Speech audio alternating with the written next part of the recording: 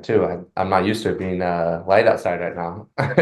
Usually have the fire going, all relaxed and cozy. Yep, yep, yep. Yeah. So I'm excited for this one. Just because we have so much prepped. And today we were talking a little bit earlier about what we wanted to talk about in terms of like child expectations and stuff like that. And for me, I guess just diving a little bit deeper. Real quick, introduce us. Introduce what we're doing, and then Yeah. Yeah. So I'm Albert, and this is my father, Albert Chavez, as well. And we're here just building the foundations of what it means to have a connection between a father and son.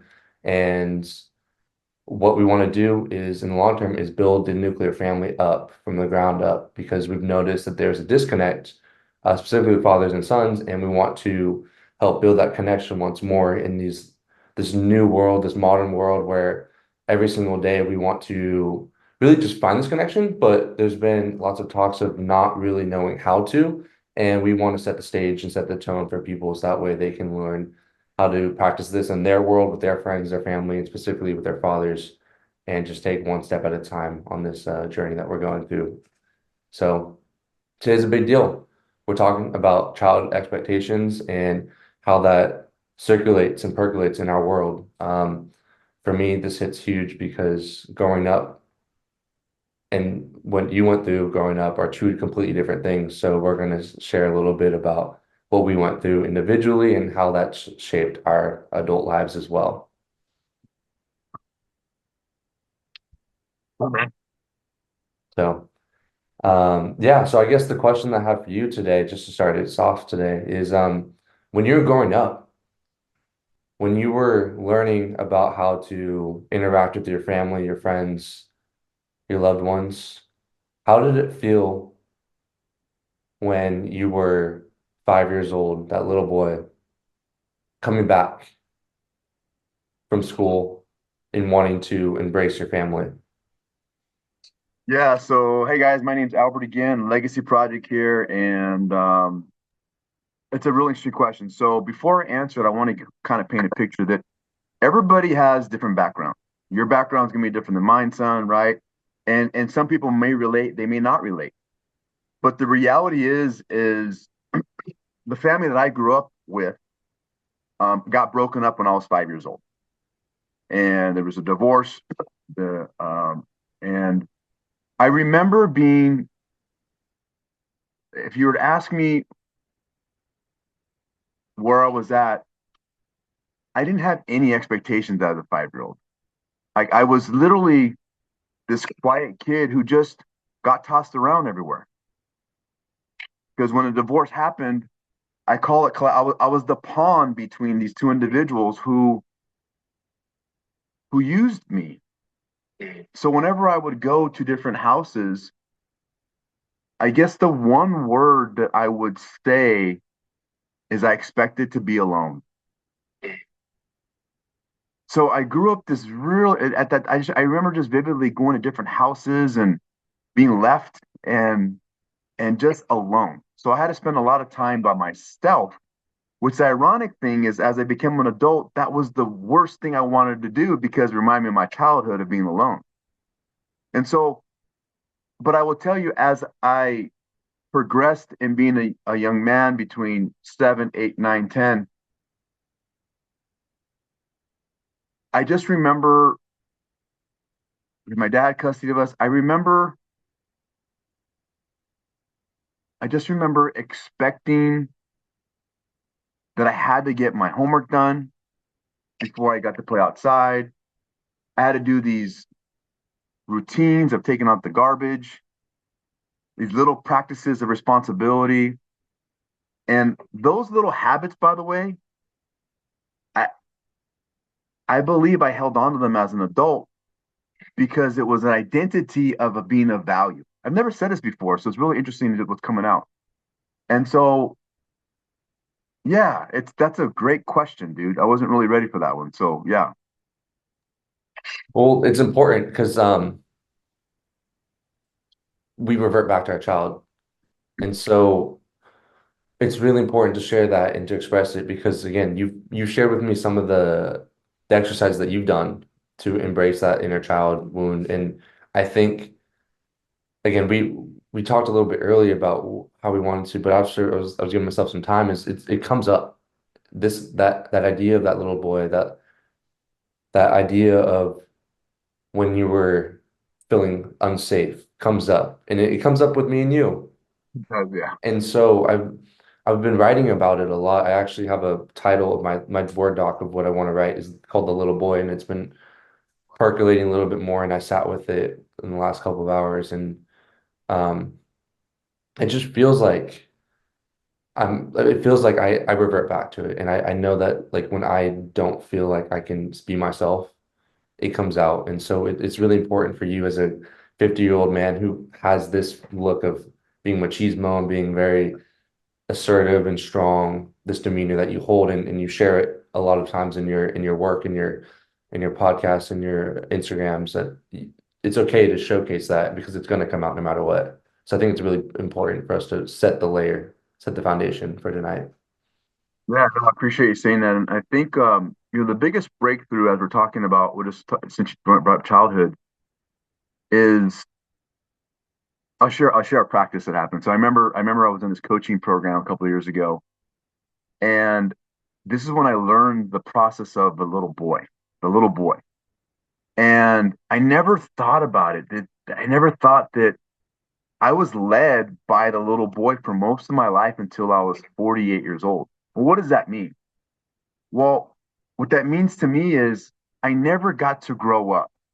That little boy was never nurtured. He was never loved. And I know people don't understand that when I say it. I honestly know that a lot of people don't understand. But you have to understand, like, I wasn't nurtured.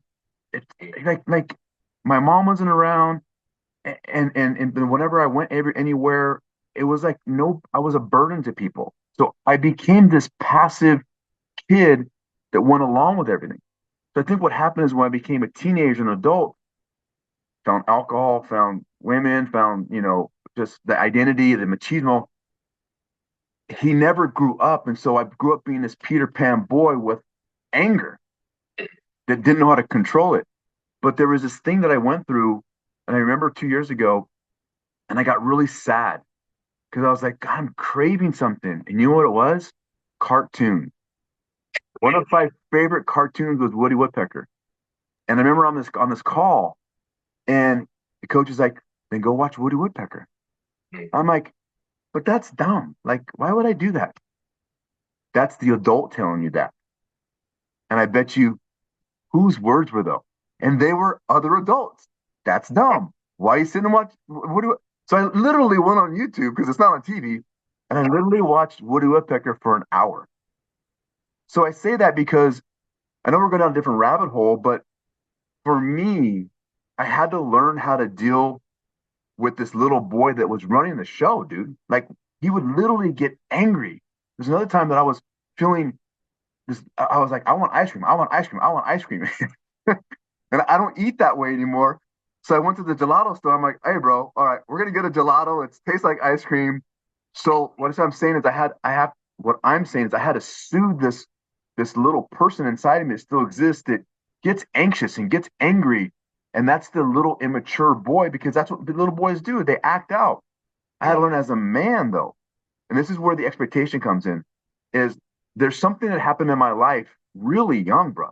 Like I'm talking expectations at like 5, 6 years old. So this is all coming to mind now. I remember literally being told you can't cry. These expectations, you can't cry. Don't show weakness.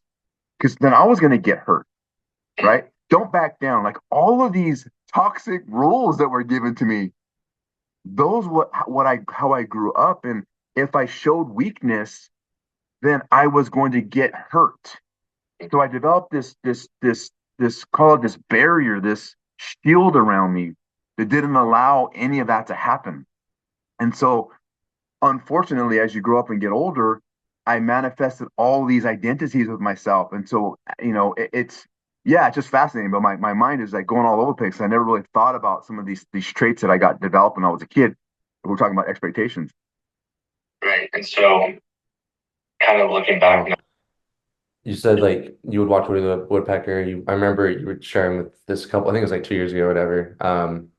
And then we got ice cream because you came down here and you wanted ice cream, so we went and got ice cream one time. It was funny. And I haven't seen you smile like that. At the time, I hadn't seen you smile like that in a while, so it's cool Yeah. to witness in person. So like now, and I know you have your own regimen and stuff like that. When you interact with this child, how do you nurture him in the day-to-day life when it pops up? That's a great question. So I've learned how to just ask questions. So how you doing, bro? Like, what do you need from me today? Like Yeah, these little questions to check in. right. And I think that's really, really important because I think that's also helped me really relate to you a little bit more.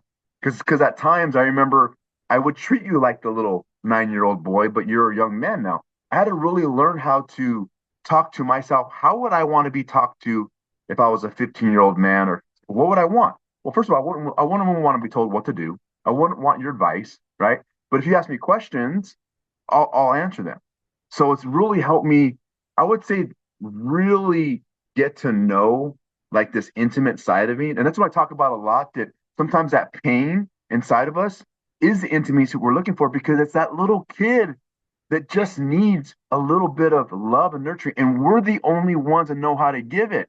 But we're expecting our spouses, our girlfriends, our boyfriends, our parents to give that to us when we know what we need. We're just failing to give it to us because now we're adults. Right.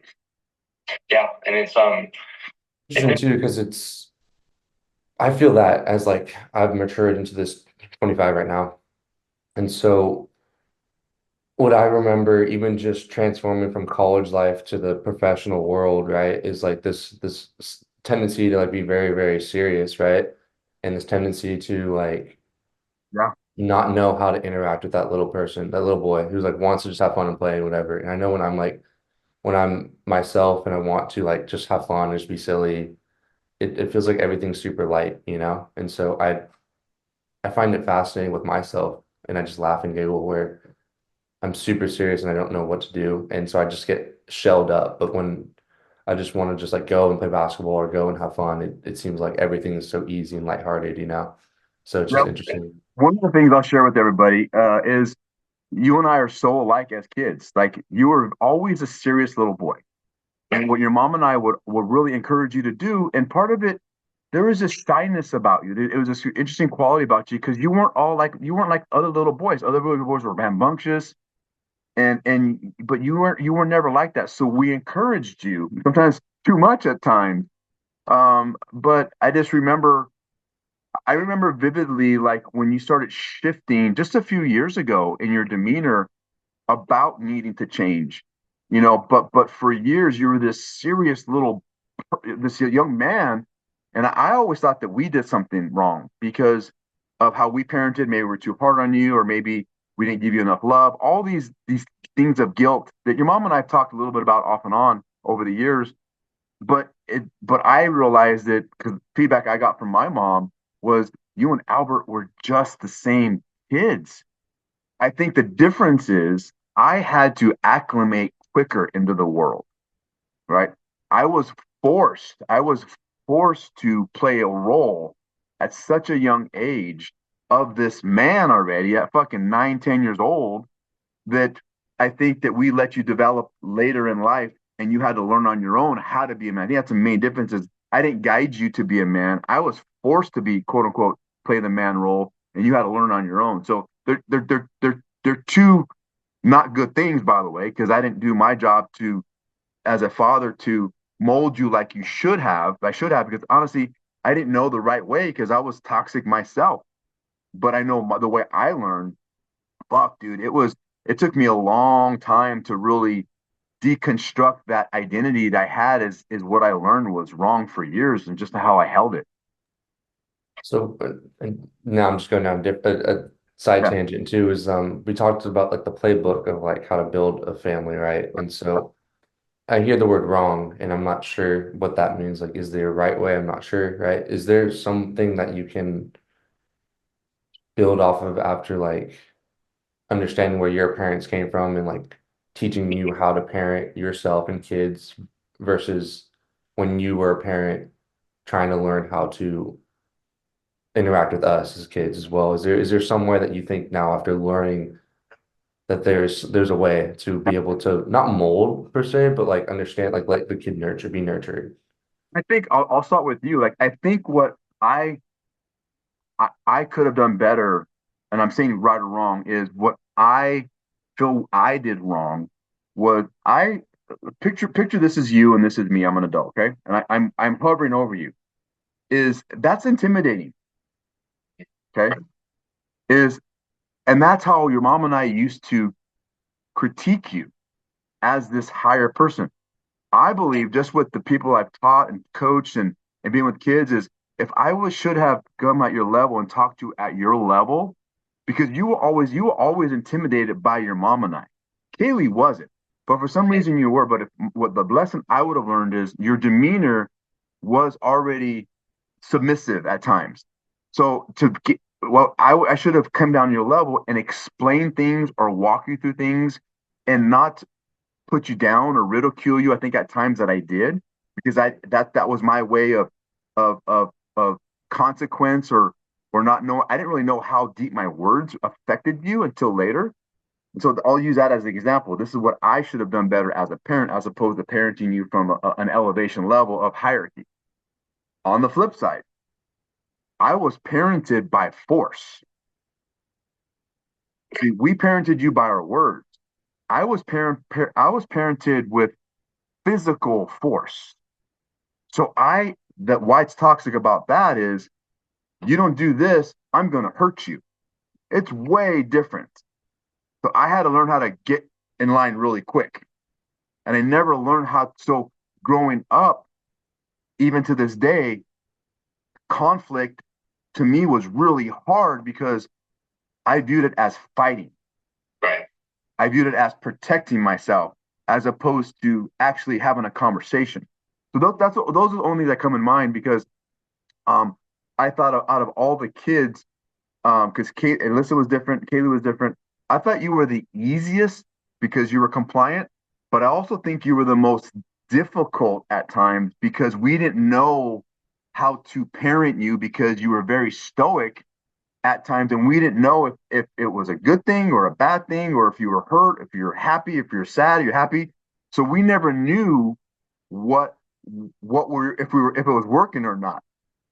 So, and I still don't know if it fucking worked. All I know is we're here now, so something had to happen right. Right. Well, yeah, it was tricky too because like you were using a diagram of like a peer, and what's up, Dennis? It's tricky because nowadays too, we've talked about where parents want to be their friends with their kids, right? And there's this new dynamic too, where it's like, yeah, you want to have some sort of level playing field, but you also have to like, again, I'm not a parent, but you have to teach them things and you have to understand, yes, they are their own individuals. You shape them up and become young adults. But in the beginning, if we give them too much flexibility, you tell a 7-year-old, hey, you're this own individual being, there's going to be some trade-offs that we are experiencing now that is like, okay, yes, we want you to explore and nurture, but there's also got to be some sort of boundaries because even like with young adults now, when you give unlimited options, we still don't know which direction to go. So there has to be some sort of balance in that as well. So it's a little tricky. I'll give you an example. So that's a great point. So one of the things the parents doing now, as a in your age, by the way, there's a lot of kids your age. The parents that were my age, parented. I'm saying wrong, and this is what I mean by this: is there's a difference between being a friend and a parent, and where it comes into play isn't at 7 years old. It comes into play when you're 14 and 15. And so what a lot of parents will do, and I've seen it, is there's got to be your role as a parent is to teach your kid how to be successful in society, whatever that looks like, how to adapt, how to make friends, how to fit in. But at home, you're expecting that to happen. Oh, and you're 18 years old, but it happens every day. How to mold you. So at home, and this is what a lot of moms and dads, I'm not gonna call them moms and dads do, is you're 7 years old and you're done with your food. Instead of having that kid take it to the dishwasher, they'll say, I got it, sweetheart. Go ahead and wash your hands. Okay. Just that little thing is a little responsibility. parents not knowing that kids love responsibility because after you do a task, you get rewarded most of the times with thank you for doing that or something. There's this reward. I think a lot of parents want to coddle and they want to prevent pain because it's inconvenient. When what they're doing is they're going to present more pain in the future because then that person's going to get so entitled, so they're going to get so used to someone else doing that for them that they're not going to learn this independence that it is to take your freaking food that here onto the dishwasher or the plate or the sink. So and the where the friend zone comes in for parents is, I have a friend right now. I can't say names, but she has a daughter, and yeah, every kid,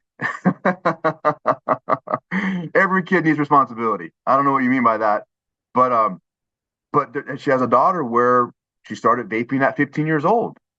Well, now she's smoking marijuana. And she's like, well, she's just a kid. No, no, no, no, no, no. It's your house. That kid is not old enough. And why are we accepting that? Well, I don't want to hurt her feelings. No, you're the parent. I think that's where a lot of parents mess up is like, you cannot be a friend to a teenager. You really have to be this role model for them. And here's a lot of parents mess up also is I can't be a parent that tells you something that I'm doing, right? That this is what freaks me out is like parents will tell a kid, don't do that, and yet you're doing it in front of your kids. So now your words aren't matching what your actions are, and they think you're a liar and they don't respect you. So we can go on a rabbit hole there, but my point is yes, you have to put boundaries up and standards for kids. They love it. Believe it or not, they love the responsibility. Well, and I think that's what you guys are really good on too, is I don't remember when you started, but I was mowing the lawn, what, 10, 8, something like that. And we always had chores, like, and I think that was really beneficial because, yeah, we didn't like it at the time, but it's like, okay, that's how you build your household, right? That's how you build something to want to work hard, whether it's in sports or you learn how to think fundamentally, you learn how to interact as a team. And I think that's the biggest thing that is underneath this whole program that we're doing is how do we interact as a team to collaborate and cooperate with your peers and your family is the easiest way to do it. If you don't know how to mold your family, because I think if we just reshift even the word responsibility, because there's been, I mean, it's a great thing, right? But it seems like it's almost a burden to a lot of people is like this responsibility for your kids. But it's like, no, we're actually building our family, we're building our team to help function as a unit because if if they could help out with one or two chores for mom and dad when they're older, that means they can go and play their sport that they want to because the whole household can function easier rather than I mean, I see some of these young adults with kids and they feel like they're doing 20 million different things because they don't know how to ask the child to clean up after themselves. It's just it all adds up, over time. Think about this, right? So we'll put it in perspective. So since the dawn of time, the reason why we had families is to procreate, but also to help with the farm we're on or wherever we're at. We didn't have all these other luxuries in life. Hmm. So the kids were part of the family unit. And when the kids were born, they had jobs no matter what. They were indoctrinated in the household. So this is where it gets weird is because so when did that change? Why did Yeah. it change? It changed because people felt that they, got done too much or maybe their kids, they're busy in other things. So the parents are responsible for creating little fucking monsters because they're not adhering to principles and standards for the household. And now they're complaining when they're 12 years old. Oh, Becky doesn't do anything around the house. Well, you taught Becky that she didn't need to. And now you want her to. And now you've dealt 12 years of a habit of her not doing it. So no wonder why she's going to have resistance. Right. Or Jerry, all of a sudden you go to this parent conference meeting and they're like, Jerry, he's being disruptive in class. And you're like, okay, well, we're going to start having him take the garbage out. Jerry hasn't took the garbage out and he's 16 years old. You're going to have resistance because you've taught him. And then you can be like, well, Jerry never listens. Yes, because you never allowed him to to be punished or consequenced or whatever. You never taught him. So now you're wondering, now you're trying to fix it overnight, but it took years for you to develop this habit for this person. So I hold all the responsibility on the parent. It's not the kid's fault. Now, kids are put in situations, right, where there is a little bit too much done. That's why I have these child labor laws, obviously, right? But the bottom line is the function of a family really is to create a family unit. And that's what I always loved about your mom. Like your mom was beyond her years with me because I didn't I grew up, helping around the house. But when you guys were 2 years old, she's like, no, they're gonna like brush their own teeth. No, they're gonna learn how to use a sponge. I was like, okay. And so, but that was beautiful because it even though there was resistance, I remember going to your house a couple of years ago when you were living in Santa right by Fulton. You're like, Dad, thank you so much for like teaching me how to clean up because my roommates are fucking they're sloppy. I hate a sloppy house. And I feel the same way because I'm so clean now because I developed habits with your mom in cleaning my house. So, anyways, we're all learn and it's all about the framework you grow up in, but also you have an opportunity to change whenever you want. Like, and this is where the victim versus the victor, concept that I have that anybody can change. Just because you're a 35-year-old child doesn't mean you have to keep acting like that, but you have to reprogram yourself and how to adapt to society. It's not your parents' responsibility anymore. Your parent unfortunately got you there, but it's now your responsibility to figure out how you be a man in society.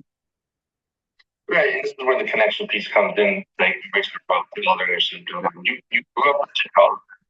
You can't really if you had a great childhood or she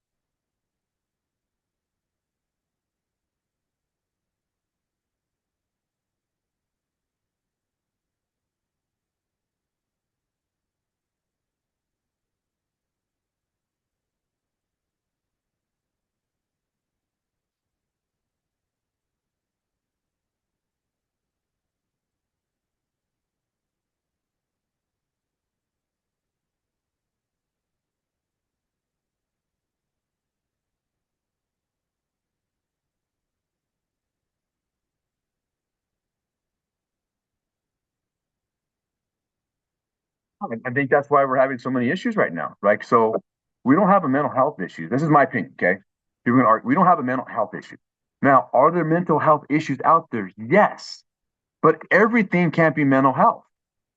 It's a habit issue. It's a habit issue. I do this all the time. I'm 300 pounds. I have a thyroid issue. No, you have a habit issue.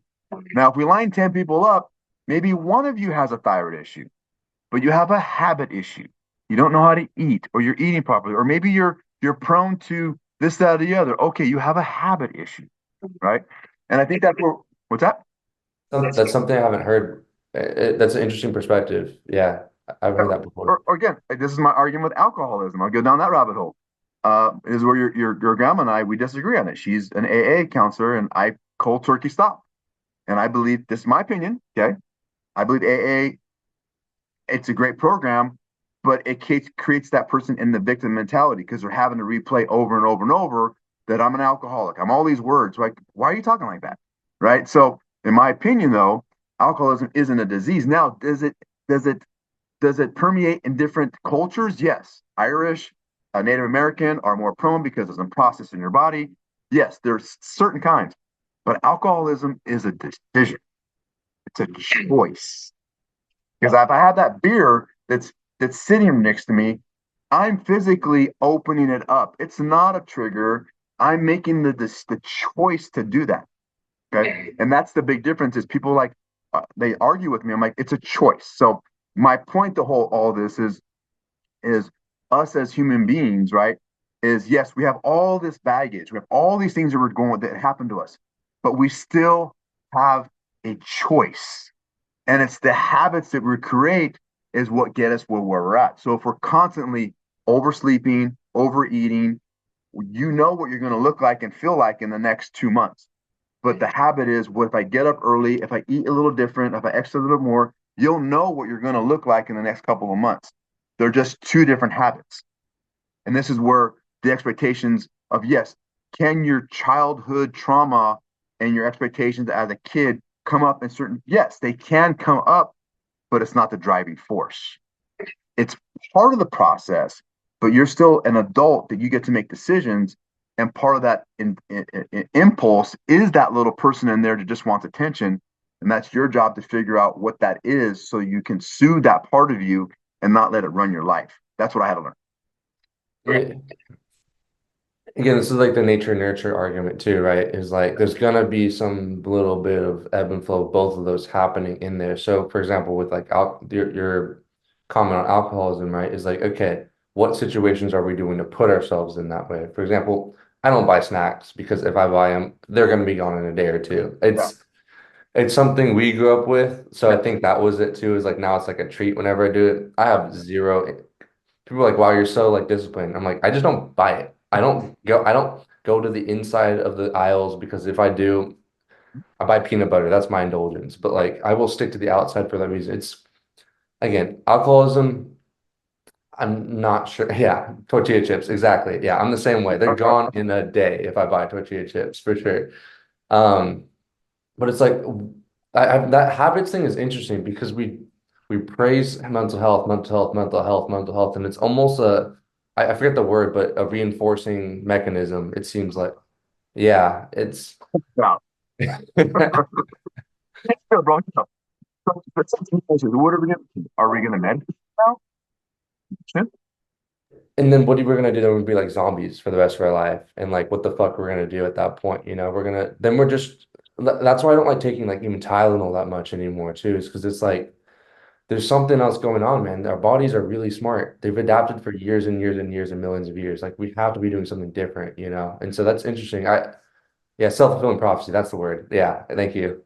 Um, but yeah, it's interesting where we're gonna go because it's a child talks to us 24/7, right? It's gonna be incorporated when we see something fun and want to do it, but what are we doing to change those expectations for what's working for us now? I think that's the again another theme is like how do we so when you talk to your buddies, when you talk to yourself and you know that this like childhood wound comes up, is there specifically something that like keeps coming up for you right now that you talk to or you write about?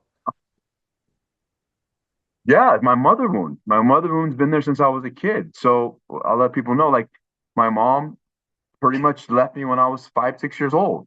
Now there were circumstances that were out of my control. There was a divorce. There was physical violence. There was alcohol. There's all drugs. There's all these things.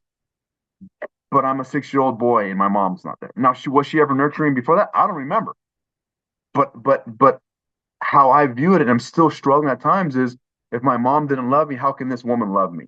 Now I've gotten better at that, but still, I still have dated and have women coming out of my life, and there's part of me that still deals with this self-worth stuff. Now, Grace, I'm not self-fulfilling prophecy, and it's happening. Now, subconsciously, am I attracting that?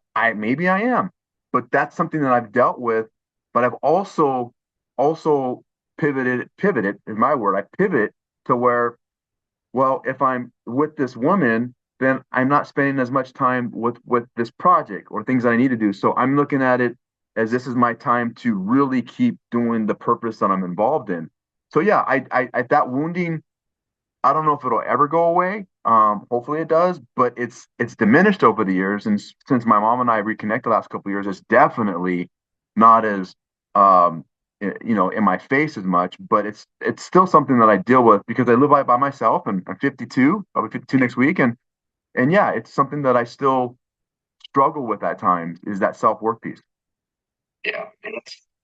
It's going to be a part of you forever too, right? Like that's the cool thing about it is like, yeah, we can again, you can bear your cross, but there's a little bit of glory in that, but it's not about the glory, right? It's going to be a part of you. You're going to learn how to, because then if you would have never, dealt with that, then you would never like would enjoy ice cream probably the same, when you want to actually do it. And that's another thing going back to the habits piece before we close is I notice when I'm overindulging in something, it's not even as pleasurable. It's not even as enjoyable. Like when I do it, I'm just doing it because it's there. That's what the gluttony kind of feels. And it's like, what am I doing it for? It's just convenient. And I think, again, that habits piece has really got me. I want to dive more into that too now because it's interesting where we praise this mental health stuff so much. And I really do think there is something there to touch on. Why is there a shift so much?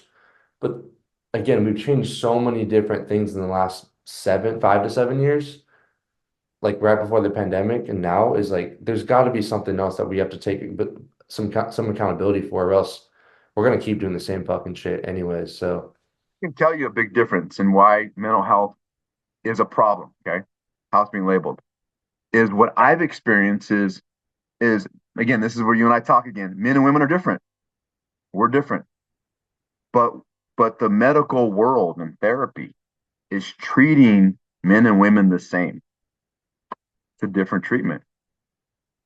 Women need love, nurturing, safety. That's what therapy does. Men need to be feeling capable, appreciated, respected with a mission. So a lot, and this is me coaching people and being around other men, is most men struggle now because they're being taught to love more. We don't give a shit about love. People don't understand it. Love is not our language. We want to feel capable and we want to feel like we're doing something achievable. That's where we get our self-worth and love from. So they're being treated differently. For example, a great example is this. A lot of military come back from overseas and you have a lot of issues with those guys. Why? When they're military, they have a mission, they have a purpose, they have a destination. When they come back, they don't know how to re-enter the society because now they're on their own again. That's a big thing. So the mental health part is labeling it, but the real solution, because they're labeling it, bro, but there's no fucking solution. They say, go get more counseling. No, go be capable. That's why you and I talk. I think heartbreak is the best thing for a man. It's the best thing. Look what happened with you and me. Heartbreak now, you have all this energy, this anger, this sadness, this self-fulfilling prophecy of energy to pivot to get you where you want to go.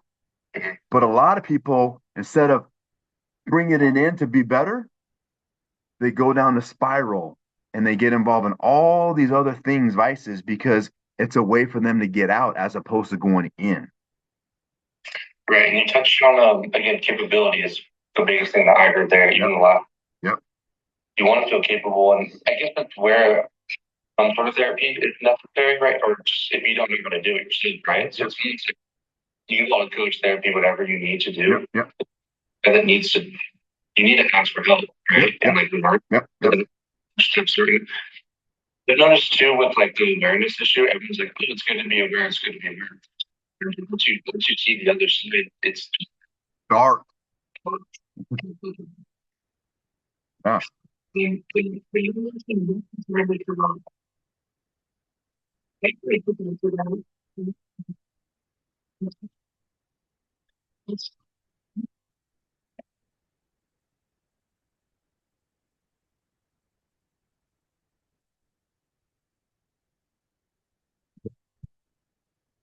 Yeah.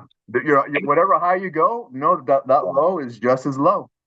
That low doesn't follow you. It gets deeper. So it's a really good point where it's like it's the basic steps and I think in social media too, and the really easy thing like pretty much the layman. But when you then you're really like to take the next just get to the really big thing.